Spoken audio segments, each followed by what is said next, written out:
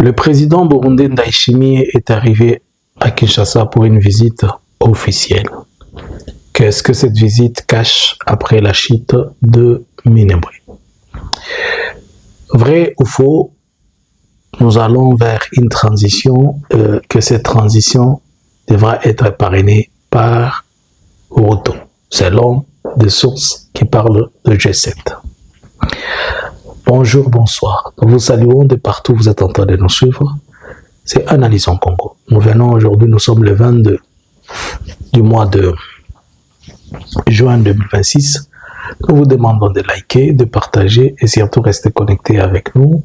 Ne manquez pas de nous suivre de partout. Ne manquez pas de nous laisser votre like. Ne manquez pas de nous laisser un commentaire. Alors, le président du Burundi, Ndayishimiye, est arrivé à Kinshasa. Est-ce que c'est une mauvaise chose? Non, c'est dans la norme des choses. Il se visite quotidiennement, lui et Félix. Mais ce qui cloche, c'est que il se passe que il y a eu des affrontements au courant de la semaine et que Ndayishimiye aurait confirmé et certifié à Félix qu'il devait prendre Minembwe. Et Minembwe n'est pas tombé. Mais pourquoi donc Félix et Ndayishimiye fixent leurs yeux sur Minembwe? Félix a refusé de rentrer à une autre round de négociations jusqu'à ce qu'il a demandé la main de ceux-là qu'il a pris pour le laisser récupérer Minembwe afin d'observer le cessez-le-feu.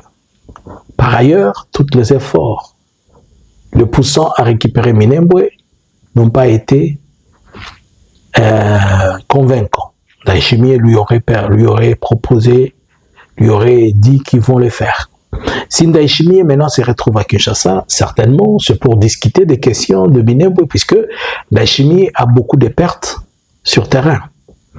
Déjà, il faut savoir que la journée d'hier, le 21, il y a eu encore des affrontements au-delà de Minembwe et que les troupes burundaises ont bâti retraite. On suppose qu'ils seraient aux alentours de point 0. Ils sont rentrés encore jusqu'au point 0 et qu'il est possible qu'on puisse les déloger. À la lire où vont les choses, je suis en train de craindre que l'on retombe sur Uvira, on retombe sur Baraka, on prend l'axe Kindu et le reste continue, puisque pendant que je suis en train de vous parler, vous devez savoir qu'il y a eu aussi dans la journée des affrontements au niveau de Pinga. Pinga, nous sommes dans les territoires de Walikale. Et les affrontements de Pinga portent largement M23 favori. Il est en train de montrer que le M23 est en train d'avancer et que le M23 s'affronte beaucoup avec le FDLR. Il faut noter que le Pinga a toujours été un bastion des FDLR. Et si ils arrivent à déverrouiller les lieux tels qu'un Pinga et un Toto, c'est pour dire Walikale centre va être vide, puisque Walikale centre, il suffit qu'on verrouille un Pinga, un Toto, un Pofi, et on entre dans la zone et le boulevard, juste, il est ouvert sur Walikale. Alors, à la lire où vont les choses, je trouve que le front sont en train de partir sans qu'on le sache, mais ils peuvent arriver à donner des discours, ils peuvent arriver à se faire parler. Si alors Ndayishimiye est parti à Kinshasa, c'est possible pour deux ou trois choses. Premièrement, vous savez que Ndayishimiye c'est un homme à cash. Pay as you go. C'est ça Ndayishimiye, tu payes et puis on exécute. Et Ndayishimiye, sachant que Félix c'est quelqu'un qui ne respecte pas sa parole, Ndayishimiye fait le labour, fait le corbeau et les renards chaque fois. Félix, tu vois, il le ment pour essayer de faire quelque chose. Il a eu tellement de pertes en vie humaine et il a beaucoup de blessés au Burundi qui sont venus de lignes de front. Alors certainement, il va voir Félix pour lui dire, ben non, il faut motiver ou bien amener une autre proposition et surtout, lui-même, il doit rentrer avec ses caches. J'avais dit la fois passée que les militaires burundais vont commencer à être tués et on va présenter leurs images. Moi, j'ai observé quelque chose, puisque ce sont des images qu'on ne peut pas vous montrer. Moi, j'ai observé que la majorité des militaires qui tombent au front du Burundi, j'ai observé, je ne dis pas que c'est vrai, c'est ça mon observation, que ce ne sont que des Tutsis qui sont en train de mourir là-bas. Les Tutsis burundais, qui viennent comme des militaires FNDB, ils viennent combattre, mais ce sont eux qui tombent beaucoup sur la ligne de front. La question qui va se poser, Ndayishimiye est-il en train d'exterminer les Tutsis en les envoyant au front mourir au Congo sans qu'ils le sachent ou comment? Il faudrait que les gens se posent la question. Et sachant que Ndayishimiye a besoin de prendre, avec Félix, ils ont besoin de prendre Minembwe. Est-ce qu'ils prennent les frères, ils prennent les Tutsis burundais, les envoyer à s'affronter avec les Tutsis congolais, en les mettant côte à côté des Wazalendo et des FDLR? Vous comprenez un peu cet embrouillage qui ne s'explique pas. Moi, je ne fais que poser des questions et on met des points d'interrogation. C'est à nous tous et à vous et moi de réfléchir. Alors, on attend savoir qu'est-ce qui va se passer au niveau de Kinshasa, qu'est-ce qui va être dit. Et Kinshasa, ils vont se décider à quoi. N'oublions pas aussi qu'il est le président de l'Union africaine. Par ailleurs, certaines informations disent que Ndayishimiye, plutôt, je vous dis, suivez ceci. Ruto a été désigné pour parrainer la transition en République démocratique du Congo. Si Ruto a été désigné pour parrainer la transition en République démocratique du Congo, cela veut dire que les choses ne sont pas bonnes. Vous vous rappelez, la fois passée, je vous avais dit qu'il y avait des rumeurs qui parlaient de l'ancien président, Joseph Kabila, qui serait dans cette réunion de G7. Mais je vous avais dit que ce n'était pas confirmé. Après, on n'a pas confirmé, comme je vous l'avais dit, mais Ruto qui était, et que Ruto est devenu proche de la France. Ruto est l'élément central de cette zone du bloc des Commonwealth ou bien des anglophones. Alors, il se retrouve dans cette réunion et qu'on donne la mission à Ruto, la responsabilité à Ruto de conduire une transition. Nous sommes en 2026. Pourquoi donc on est en train de parler de transition? Puisque sur table, on est en tout et noir sur blanc et que Félix ne pourra pas organiser les élections de 2028 dans un délai. Segundo, il n'a pas la volonté d'organiser les élections. Tierso, il veut conduire les gens vers ce changement de transition. Alors, si le G7 se décide déjà comme ça, c'est-à-dire ils lui disent stop. Et si maintenant que Ruto doit être celui qui doit parrainer la transition, c'est pour dire qu'il y a un autre discours, une autre plateforme et autre chose qui vont se mettre en place d'ici 2027. Alors qu'en réalité, entre Ruto et Félix, ils vivent à chat et souris. C'est Tom and Jerry. Ruto a toujours accusé, et Félix a toujours accusé Ruto d'être pro-Kagame et appuyant Kabila. Et Ruto a toujours accusé Félix d'envenimer ou de créer des incidents sur son territoire en appuyant son opposition. Alors dans ces cas-là, il se regarde comme un chat et souris. Cependant, Ruto a la main et la couverture de décideurs. Il faut noter une chose. Les décideurs ne resteront toujours pas appuyer une personne qui est faible pour toujours. Si Félix a démontré ses faiblesses sur le plan diplomatique, il a démontré ses faiblesses sur le plan militaire, il a démontré ses faiblesses sur le plan interne, et que l'on sait que c'est lui qui est en train de bloquer les négociations, et que l'on sait que c'est lui qui ne veut pas que les gens aillent dans une bonne aillent aux élections, et que l'on sait qu'il fait tout pour écarter tout le monde et rester seul, alors qu'il n'est pas à mesure de dominer tout le monde par la force, certainement on dit que c'est lui le problème. Comme c'est lui le problème, alors il ne faut pas aller chercher la solution ailleurs, que c'est lui le problème, il faut résoudre le problème avec lui. Maintenant, si Ruto doit parrainer la transition, entre parenthèses, réfléchissons un peu. Quand on parle de la transition, on parle d'une période de préparatif ou préparatoire pour nous amener à quelque chose. Qui va conduire la transition et pour combien de temps? Est-ce les prélats catholiques? Est-ce les protestants? Chez les protestants, non. Chez les catholiques, oui et non. Puisqu'on peut dire que non, les catholiques sont pro-opposition.